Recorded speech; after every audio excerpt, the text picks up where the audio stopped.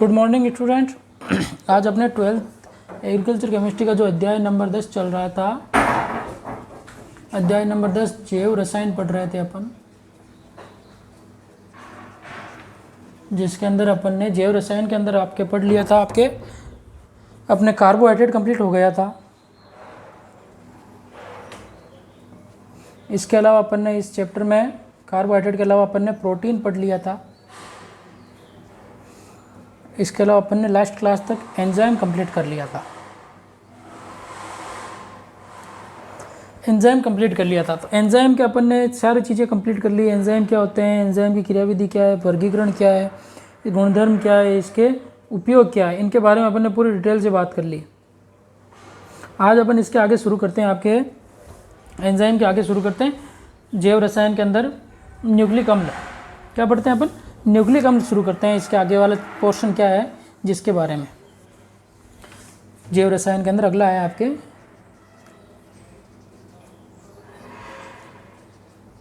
Nucleic अम्ल। तो nucleic अम्ल के अंदर अपन पढ़ रहे हैं न्यूक्लिक एसिड क्या होते हैं। इनके अंदर आपके है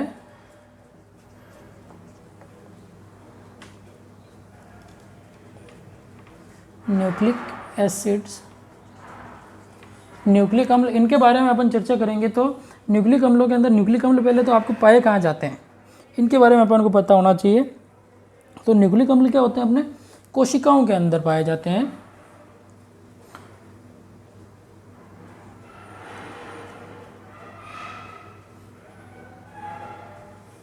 तो न्यूक्लिक अम्ल पाए जाते हैं अपने कोशिकाओं के अंदर। अब कोशिका क्या होती है, ये तो आप 6th क्लास से पढ़ते आ रहे हो, ये तो आपको पता होना ही चाहिए। कोशिका क्या होती है, सेल जो अपने जीवन की मूलभूत इकाई है। कोशिका क्या है, अपने जीवन की मूलभूत इकाई है, इसके बारे में अपन चर्चा कर रहे हैं। तो कोशिका जीवन की मूलभूत इकाई है, इसके संदर्भ में अपन बात करें तो कोशिका की आंतरिक संरचना के अंदर क्या होता है, जैसे ये एग्जाम्पल के तौर पर मैं आपको कोशिका लेता हूँ। ये आपके ये क्या है, कोशिका। अब इस कोशिका के अंदर आपके ये केंद्रक पाया जाता है। अगली बात समझ में, कोशिका के अंदर केंद्रक होता है। इसके अलावा इसके अंदर कोशिकांग होते हैं, जैसे माइटोकॉन्ड्रिया है, अंतःप्रदेवी जालिका है ना। ये माइटोकॉन्ड्रिया है, अंतःप्रदेवी जालिका, इस प्रकार केंद्र के चारों तरफ पाई जाती है। लाइसोसोम पाए जाते हैं, अंतःप्रदेवी जालिका के ऊपर राइबोसोम पाए जाते हैं, है ना। इसके अंदर इसके अलावा रिक्तिकाएँ पाई जाती है, पादप कोशिका में हरितलवक पाया जाता है, जंतु कोशिका में तारक काय पाए जाते हैं। तो ये तो कोशिकांग है जो आप पढ़ चुके हो, वापस बताने की जरूरत नहीं है। फिर भी ये शब्द आया हुआ, इसके कारण अपन डिस्टर्ब कर रहे हैं। इसके अलावा जो इम्पोर्टेंट क्या है, इसके अंदर केंद्रक होता है, जिसको अपन कोशिका का मस्तिष्क भी कहते हैं। ये क्या होता है, आपके केंद्रक होता है। ये क्या आपके कोशिका द्रव्य है, जिसके अंदर विभिन्न प्रकार के कोशिकांग आ जाते हैं। ये आपके क्या सेल वॉल है, या फिर कोशिका झिल्ली कह सकते हैं। पादप और जंतु कोशिका में तो कोशिका झिल्ली होती है, और पादप कोशिका में झिल्ली के ऊपर एक और पाया जाता है, कोशिका भित्ति। तो ये केंद्रक होता है। तो केंद्रक के अंदर क्या पाए जाते हैं, खूब सारे क्या होते हैं, आपके गुणसूत्र होते हैं। क्या होते हैं, ये धागेनुमा संरचना पाई जाती। केंद्र के अंदर आपके क्या पाए जाते हैं, आपके धागेनुमा संरचना पाई जाती है, जिसे अपन गुणसूत्र कहते हैं। उन गुणसूत्रों को अपन क्या कहते हैं, आनुवांशिक कूट। केंद्र के अंदर इस प्रकार से धागेनुमा संरचना पाई जाती है, इनको अपन क्या कहते हैं, गुणसूत्र कहते हैं। तो इन गुणसूत्रों के बारे में अपन चर्चा करें तो गुणसूत्र क्या होते हैं, इनकी क्या संरचना होती है। तो ये केंद्र के अंदर क्या पाए जाते हैं, आपके गुणसूत्र। और गुणसूत्रों का ही भाग होता है आपके डीएनए। डीएनए के ऊपर ही पाए जाते हैं आपके जीन, है ना। तो वो डीएनए ये क्या है, आपके न्यूक्लिक अम्ल। और ये गुणसूत्र क्या होते हैं, आपके आनुवांशिक पदार्थ होता है। क्या होता है, आनुवांशिक पदार्थ होता है गुणसूत्र। अगली बात समझने, तो गुणसूत्र क्या है, आपके आनुवांशिक पदार्थ हैं। अब इन आनुवांशिक पदार्थ को ही अपन क्या कहते हैं, जो आनुवांशिक पदार्थ के ऊपर भी पाए जाते हैं डीएनए, जिन्हें अपन न्यूक्लिक अम्ल दो प्रकार के होते हैं, डीऑक्सी राइबो न्यूक्लिक अम्ल और आरएनए राइबो न्यूक्लिक अम्ल, है ना। इनके बारे में चर्चा करेंगे।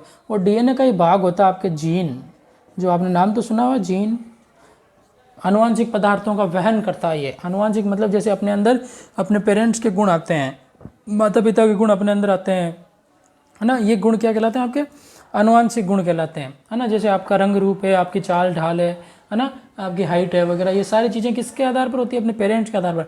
और उनके लिए जिम्मेदार कौन है, ये आनुवांशिक पदार्थ। आनुवांशिक पदार्थ का वहन कौन करता है, ये इंपॉर्टेंट पदार्थ है आपके जीन। तो अपन पढ़ क्या रहे, न्यूक्लिक अम्ल। तो न्यूक्लिक अम्ल किस में पाया जाता है, कोशिका होती है अपने अंदर, कोशिका के अंदर केंद्रक होता है, केंद्रक के अंदर पाए जाते हैं न्यूक्लिक अम्ल। आगे बात समझ में, तो न्यूक्लिक अम्ल के ऊपर आ गए अपन। अब पढ़ेंगे अपन न्यूक्लिक अम्ल किससे मिलकर बना हुआ होता है, इनके कार्य क्या है, ये पूरी डिटेल अपन पढ़ेंगे इसी चैप्टर में, इसी टॉपिक के अंदर। आगे बात समझ में, तो न्यूक्लिक अम्ल के संदर्भ में बात हो रही है आपके।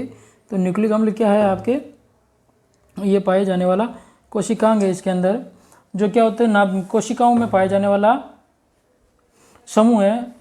क्योंकि ये कोशिकाओं में पाए जाने वाले गुणसूत्रों में आनुवंशिक कूट को धारण करने वाले जीन न्यूक्लिक अम्ल से बने हुए होते हैं। यही बात समझ में। तो ये क्या होता है, कोशिकाओं में पाए जाने वाले, कोशिकाओं में पाए जाने वाले, कोशिकाओं में पाए जाने वाले कौन से, कोशिकाओं में जो पाए जाने वाले हैं आपके गुणसूत्र, कोशिकाओं में पाए जाने वाले गुणसूत्र में आनुवंशिक कूट के रूप में, आनुवंशिक कूट धारण करने वाले, आनुवंशिक कूट धारण करने वाले जीन, आनुवंशिक कूट धारण करने वाले जीन किससे बने हुए होते हैं आपके, न्यूक्लिक अम्ल से बने होते हैं। तो आगे बात समझ में आपके कि कोशिका के अंदर जो न्यूक्लिक अम्ल हैं वो कहाँ से बनते हैं, न्यूक्लिक अम्ल होते हैं आपके कहाँ पाए जाते हैं, कोशिका के अंदर जो केंद्रक होता है, केंद्रक के अंदर गुणसूत्र पाए जाते हैं वहाँ पर, और गुणसूत्र से ही मिलकर बने होते हैं न्यूक्लिक अम्ल। और न्यूक्लिक अम्लों का भाग होता है, न्यूक्लिक अम्ल के अंदर जो पाए जाने वाले जीन है वो जीन बने हुए होते हैं किसके, आपके जीन बने हुए होते हैं आपके न्यूक्लिक एसिड से बने हुए होते हैं। आगे बात समझ में, तो इनके बारे में अपन चर्चा कर चुके हैं जीन। तो ये इनमें कोशिकाओं में प्रोटीन संश्लेषण भी न्यूक्लिक अम्लों द्वारा नियंत्रित किया जाता है। तो इसका सबसे इम्पोर्टेंट कार्य क्या है, कोशिकाओं में, विभिन्न कोशिकाओं में, विभिन्न कोशिकाओं में प्रोटीनों के संश्लेषण,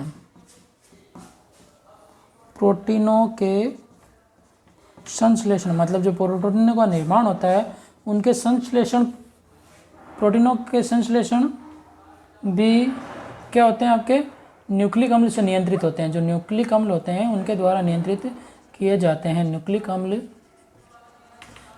अम्ल से अम्लों द्वारा नियंत्रित किए, न्यूक्लिक अम्लों द्वारा नियंत्रित किए जाते हैं। आगे बात समझ, तो इसके बारे में अपन चर्चा कर रहे हैं, न्यूक्लिक अम्लों द्वारा नियंत्रित किए जाते हैं ये आपके। अब ये न्यूक्लिक अम्ल क्या होते हैं, तो न्यूक्लिक अम्ल पहले पता कर लिया अपन ने, पाए कहाँ जाते हैं, कोशिका के अंदर पाए जाने वाले केंद्र गुणसूत्र के अंदर न्यूक्लिक अम्ल पाए जाते हैं। और न्यूक्लिक अम्ल जीन किससे मिलकर बने, न्यूक्लिक अम्लों से मिलकर बने होते हैं। और कोशिकाओं में प्रोटीन संश्लेषण का कार्य भी को नियंत्रित करने का कार्य भी कौन करते हैं, न्यूक्लिक अम्ल करते हैं। यहाँ तक बात आपके आगे समझ में, ठीक है ना। अब इसके आगे और बात करें अपन तो न्यूक्लिक अम्लों के संदर्भ में कि न्यूक्लिक अम्ल और किससे मिलकर बने होते हैं, तो ये तो हो गया आपके न्यूक्लिक अम्ल। हम न्यूक्लिक अम्लों के प्रकार की बात करें तो अपन न्यूक्लिक अम्ल दो प्रकार के होते हैं आपके। न्यूक्लिक अम्लों के प्रकार के बारे में बात करते हैं अपन। तो न्यूक्लिक अम्ल दो प्रकार के होते हैं। पहला न्यूक्लिक अम्ल होता है आपके, पहला तो न्यूक्लिक अम्ल है आपके दो प्रकार से हो गए, ये दो प्रकार के, राइबो न्यूक्लिक अम्ल, राइबो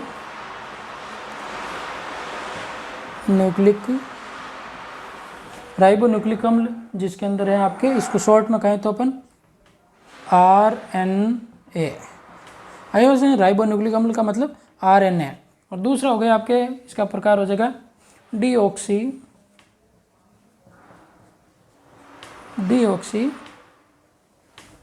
राइबो न्यूक्लिक अम्ल, डीऑक्सी राइबो न्यूक्लिक अम्ल जिसके अंदर है आपके DNA। तो इस प्रकार से ये हो गए आपके RNA और DNA। तो न्यूक्लिक अम्ल दो प्रकार के हो गए, RNA और DNA। अगली बात समझ में, और ये DNA होता है, इसके अंदर ये इनकी उपस्थिति के आधार पर भी बात कर लेते हैं अपन कि DNA कहाँ पाया जाता है और RNA कहाँ पाया जाता है। राइबो न्यूक्लिक अम्ल दो प्रकार के हैं, इनके दोनों प्रकार में DNA और RNA के उपस्थिति पर अलग अलग जगह होती है। तो जो DNA होता है, ये आपके DNA क्या होता है, मुख्यतः किस में पाया जाता है? केंद्रक में पाया जाता है। डीएनए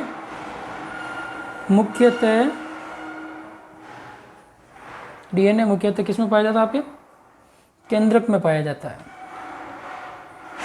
केंद्रक में पाया, डीएनए मुख्यतः केंद्रक में पाया जाता है। और कुछ मात्रा इसकी क्या होती है? आपके कुछ मात्रा कोशिका द्रव्य में, कुछ मात्रा आपके इसमें पाई जाती है कोशिका द्रव्य एवं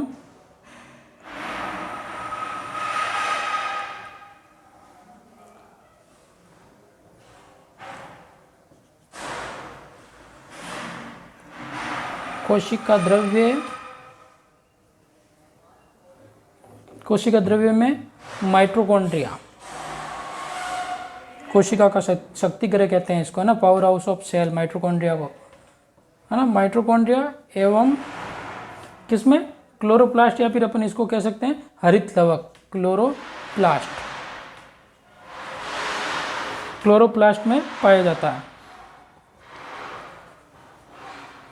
तो आगे बात समझ में, डीएनए मुख्य तो किस में पाया जाता है? आपके कोशिका के अंदर जो केंद्रक होता है उसमें डीएनए पाए जाते हैं, जो मैंने बता दिया केंद्रक के अंदर। इसकी कुछ मात्रा मुख्य तो मतलब 90% बात करें तो वो तो आपके डीएनए केंद्रक में होता है। कुछ मात्रा क्या होती है? आपके माइटोकॉन्ड्रिया और क्लोरोप्लास्ट में पाई जाती है। आगे बात सुन, माइटोकॉन्ड्रिया और क्लोरोप्लास्ट के अंदर पाई जाती है, मतलब हरित लवक और माइटोकॉन्ड्रिया कोशिकांग है ना, कोशिका के अंग है, इनके बारे में।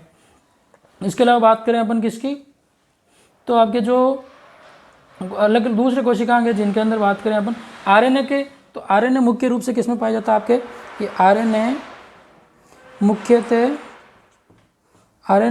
किसमें पाया जाता है? आपके सही लिख दे रहा हूँ, आरएनए मुख्यतः पाया जाता है आपके कोशिका द्रव्य में। उल्टा है दोनों ना, कोशिका द्रव्य में पाया जाता है, आरएनए मुख्यतः कोशिका द्रव्य में पाया जाता है। और कुछ भाग क्या होती है इसका? कुछ मात्रा में किस में पाया जाएगा? आपके ये कुछ मात्रा में पाया जाएगा ये आपके केंद्रक में पाया जाएगा, कुछ मात्रा में केंद्रक में पाया जाता है, कुछ मात्रा में केंद्रक में पाया जाता है। तो इस प्रकार से अपन ने चर्चा कर ली आपके कि आरएनए और डीएनए के बारे में, कि आरएनए मुख्यतः कोशिका द्रव्य में पाया जाता है और कुछ मात्रा केंद्रक में, और डीएनए मुख्यतः किस में पाया जाता है? केंद्रक में पाया जाता है, लेकिन कुछ मात्रा किस में पाई जाती है? कोशिका द्रव्य में पाई जाती है, जिसमें माइटोकॉन्ड्रिया और क्लोरोप्लास्ट के अंदर इंपॉर्टेंट कोशिका। तो इस प्रकार से बात कर ली अपन ने कोशिका द्रव्य के बारे में, कि कोशिका द्रव्य के अंदर मतलब डीएनए न्यूक्लिक एसिड कितने प्रकार के हो गए? 2 प्रकार के हो गए आपके, डीएनए या न्यूक्लिक एसिड 2 प्रकार के हो गए, न्यूक्लिक अम्ल जिसके अंदर 2 प्रकार के हैं। पहला प्रकार तो है आपके कौन सा है? आरएनए, और दूसरा है आपके डीएनए। आरएनए पाया जाता है कोशिका द्रव्य में, और पूरा न्यूक्लिक अम्ल किस में पाया जाता है? जैसे अपन ने बात कर ली, कोशिका के नाभिक के अंदर मुख्यतः न्यूक्लिक अम्ल पाए जाते हैं, जो क्या करते हैं? आपके आनुवांशिक पदार्थों का वहन करते हैं। किसका? आनुवांशिक पदार्थों का वहन करते हैं, ये इसका इंपॉर्टेंट वर्क है। तो आनुवांशिक पदार्थों के वहन करने में, इसके अलावा ये आपके और क्या कार्य है इनका, कि ये आपके आनुवांशिक पदार्थों के अलावा भी कार्य करते हैं। जैसे बात करें तो अपन आनुवांशिक पदार्थों के अलावा ये कार्य करता है आपके प्रोटीन संश्लेषण को भी नियंत्रित करता है। किसको? प्रोटीन संश्लेषण को भी नियंत्रित करने का कार्य करता है। कौन? अपन बात कर रहे हैं न्यूक्लिक अम्ल की। तो न्यूक्लिक अम्ल का पहला कार्य तो हो गया आपके किसके अंदर? न्यूक्लिक अम्ल का पहला कार्य हो गया आपके प्रोटीन संश्लेषण को नियंत्रित करता है और आपके आनुवांशिक पदार्थों को नियंत्रित करने का कार्य करता है। तो इस प्रकार से अपन समझ सकते हैं कि जो डीएनए और आरएनए न्यूक्लिक अम्ल हैं, इनका प्रकार और इनकी उपस्थिति। ठीक है, तो इनके प्रकार और उपस्थिति के बाद में और बात करते हैं अपन। प्रकार और उपस्थिति हो गई। अब इसके अलावा जो न्यूक्लिक अम्ल है उतार लिया, ये इंपॉर्टेंट है, ये अंतर समझ लेना। उपस्थिति के आधार पर 1 नंबर का क्वेश्चन बन जाता है कि डीएनए मुख्यतः कहाँ पाए जाते हैं, आरएनए मुख्यतः कहाँ पर पाए जाते हैं, इनके बारे में। ठीक है ना, डीएनए मुख्यतः कहाँ पाए जाते हैं और आरएनए मुख्यतः कहाँ पाए जाते हैं, इनके बारे में। तो ये आपकी मुख्यतः बातें हो गई आपके डीएनए और आरएनए की। मिटा दूँ?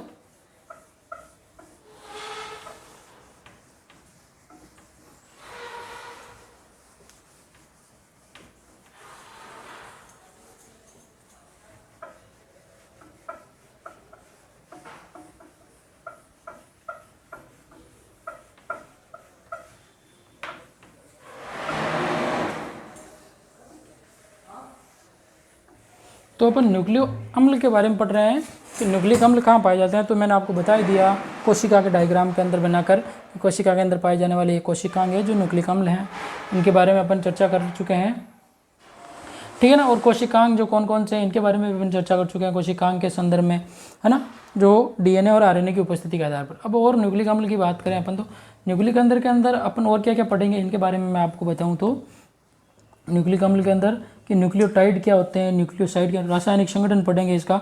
तो रासायनिक संगठन क्या होते हैं, ये आपके डीएनए क्या होते हैं, आपके न्यूक्लियोटाइड से बने हुए होते हैं, है ना, न्यूक्लियोटाइड से। इनके बारे में बात करेंगे, मैं आपको डिटेल से कल की क्लास में बताऊंगा न्यूक्लियोटाइड के बारे में और न्यूक्लियोसाइड के बारे में। तो आप थोड़ा सा इसको पढ़ के आएंगे तो आपको आसानी से समझ में आएगा कि ये शब्द क्या है। इसके अलावा न्यूक्लियोसाइड क्या होते हैं, आपके शर्करा एवं कार्बनिक क्षार से बने हुए होते हैं। जो न्यूक्लियोसाइड होते हैं वो आपके बने हुए होते हैं एक तो शर्करा से एवं बने हुए होते हैं आपके कार्बनिक क्षार। और ये कार्बनिक क्षार जो आपने 9th में थोड़े थोड़े नाम सुने होंगे कि 2 प्रकार के होते हैं कार्बनिक क्षार। क्या होते हैं, 2 प्रकार के होते हैं कार्बनिक क्षार, बात की होगी आपने, प्यूरिन और पिरिमिडिन। प्यूरिन और पिरिमिडिन, इनके बारे में आपने चर्चा की होगी कि प्यूरिन क्या होते हैं और पिरिमिडिन क्या होते हैं, इनके बारे में आपने चर्चा की। और प्यूरिन क्या होते हैं, आपके जो 2 एडेनिन और गवानिन होते हैं। पिरिमिडिन के अंदर थायमिन और यूरेसिल होता है ना, इनके बारे में अपन चर्चा करेंगे। इसके अलावा न्यूक्लियोसाइड क्या होते हैं, न्यूक्लियोटाइड क्या होते हैं, इनकी पूरी डिटेल से बात करेंगे। पॉलीन्यूक्लियोटाइड क्या होते हैं, ठीक है ना। इसके अलावा पॉलीन्यूक्लियोटाइड के अंदर से जो बंद होता है वो किस प्रकार से जुड़े रहते हैं, डीएनए और आरएनए में अंतर क्या है, इनके बारे में भी अपन चर्चा करेंगे। तो डीऑक्सीराइबोज न्यूक्लिक अम्ल और राइबो न्यूक्लिक अम्ल, इनके बारे में पूरी अपन डिटेल से बात कर लेंगे कि इनके अंदर अंतर क्या हो सकता है इनके बारे में। तो इस प्रकार से अपन क्या करेंगे न्यूक्लिक अम्ल के बारे में। तो ये 2 शब्द है ना, न्यूक्लियोटाइड और न्यूक्लियोसाइड, ये आपके एग्जाम के अंदर पॉइंट ऑफ व्यू से इंपॉर्टेंट रहता है। और कार्बनिक क्षार के अंदर प्यूरिन और पिरिमिडिन, ये 2 चीज़ें आपके लिए इंपॉर्टेंट रहेगी। तो इनके बारे में आपको थोड़ा सा जैव रसायन आपके अध्याय नंबर 10 है, उसको आप पढ़ें, इंपॉर्टेंट है। न्यूक्लिक अम्ल क्वेश्चन बन सकता है इस साल, पिछले साल न्यूक्लिक अम्ल से आया नहीं है, तो इस साल ये आपके बहुत बढ़िया चैप्टर है। इस चैप्टर में से हमेशा आपके बड़ा क्वेश्चन आता है आपके, है ना, निबंधात्मक क्वेश्चन जो 4 नंबर का आता है उसके अंदर से ये आपके एक क्वेश्चन फिक्स है। तो आपके न्यूक्लिक अम्ल जो आप पढ़ेंगे तो आपको आसानी रहेगी। कल अपन जो पढ़ेंगे इसके आगे का इसका रासायनिक संगठन के अंदर न्यूक्लियोसाइड और न्यूक्लियोटाइड के बारे में, किससे मिलकर बने होते हैं, इनकी संरचना कैसी होती है, इनके बारे में तो आपको पढ़ने में आसानी रहेगी।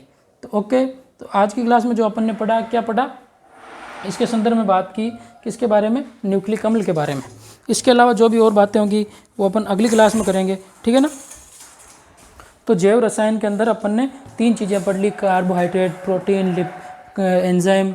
इसके अलावा अब आपके जो हैं क्या है, ये जो आपके जैव रसायन से संदर्भ में कि न्यूक्लिक एंजाइम तो अपन ने पढ़ ही लिया था पिछली क्लास में।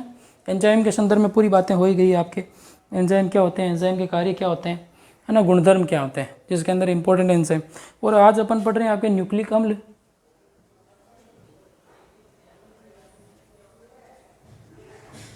न्यूक्लिक अम्ल के अंदर पॉलीन्यूक्लियोटाइड, न्यूक्लियोसाइड, ये सारी चीज़ें जो आप अगली क्लास में चर्चा करेंगे। तो ओके, गुड लक, धन्यवाद।